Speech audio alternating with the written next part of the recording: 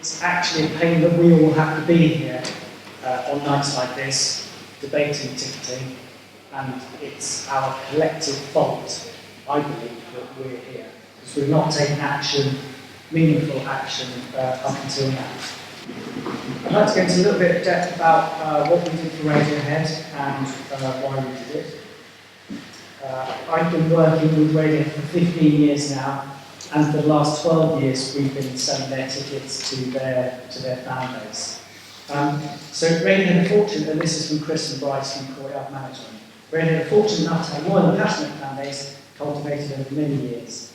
Their live shows are well anticipated and rightly create a sense of tangible sense of excitement through innovative staging. In recent years, however, the band's enjoyment of their own shows has been marred by the knowledge that a great many of their fans have been obliged to pay well over face value for their tickets. Secondary ticketing is wrong on so many levels, and as management with ultimate responsibility for the welfare of the band, we must ensure that their fans are treated fairly. So this statement from management set us on our course while we were preparing for the touring cycle that started in September 2011 and finished in Australia just a few weeks ago. The tour comprised of 60 dates-ish, visiting 17 countries and playing to an audience of about 1.3 million people. So everything that Waste has done to date has been about providing great quality and value whilst looking after the interests of the fan and everybody along the supply chain. With this in mind, and as representatives of the band, there was absolutely no way that we would be complicit in the resale of tickets for profit. We also felt that we couldn't be complacent and had to try to do everything within our power to stop what is essentially legal, but we feel to be ethically and morally questionable. And it's my belief that every penny over the face value a fan has to pay is a penny that will then not be spent on merchandise or recorded music. Our aims were really very simple: to ensure that fans didn't pay over the face value for a ticket. So fans didn't pay over the face value for a ticket. What stood in our way? There are three main things: technology, culture, and ticket stock. So we tried to make it as uncomfortable as we could for people to actually purchase the tickets and then resell them. And we did this by allowing 2 tickets per transaction and having photo ID to pick up. So pretty much a paperless ticket, if you like. It was a will call ticket and photo ID was needed.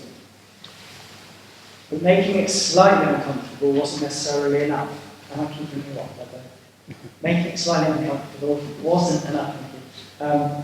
Because tickets for Roseland Ballroom in New York in September last year were being sold using Craigslist for $1,500 a pop. And that's a markup of 2,000%. In the UK, we found that paperless tickets worked, but I found that they encouraged the monopoly on Ticketmaster, and it didn't stop touting by shameless individuals prepared to meet up with their purchasers and escort them in, which there was plenty of those around. And Waste's allocation?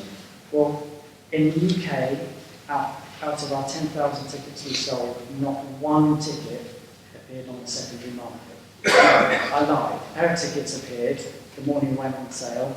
I phoned up the Agogo and told them they couldn't sell them because we had the names of the people, and they got taken down.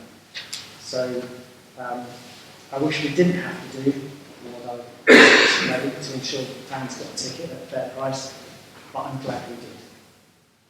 I was largely oblivious of any sort of ticketing debate for 12 years, and I actually wonder how interested in it people outside the live part of the music industry actually are.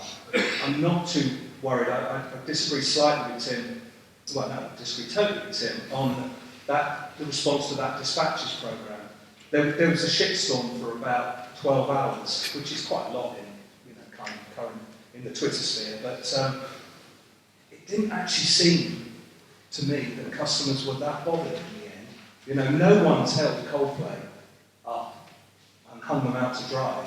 No one's put a microphone under Chris Martin and said, so you were stitching up your fans by putting your tickets directly into the Agogo. And I actually wonder how actively bothered customers are. I'll put that in context in a bit. And I also wonder how bothered the recorded music industry is about touting. You know, I think it's really only an issue for the live part of the music industry and the people that are around the either side of the ticketing equation. I think we need to look at this from the customer's point of view. I really think that live music is enjoying a fantastic period of popularity, and we should be looking to preserve that level of popularity and to build on it if it's all possible. The standard of venue at every level from pub right up to stadium has improved an incredible amount in the last 10 to 15 years. And this has opened up live music entertainment to a much wider audience. Shows sound great, they look great, the peripheral experience around the gig is improving. The industry has been reinvesting in sound equipment, light equipment, training. You know, we have a whole, I guess it's about 15 years now of education within all aspects of the music industry. That's starting to mature. But I do feel that we are, for want of a better phrase, cocking it up at the point of purchase. I really, really do think that that's the weak chain, and the weak link in the whole chain. Booking fees, transaction fees, delivery fees, even for print-at-home tickets, which you know, maybe shows you just how compliant customers really are. That is accepted. And now we have event or insurance added on top as well, so put in your basket automatically. The ticketing industry is starting to be Ryanair, you know. And maybe we don't care, but I think if we don't care about our customers, we can't assume that they're always going to be here. Customers' apparent willingness to be fleeced, as we see it, is no justification for a system that's actually fleecing them.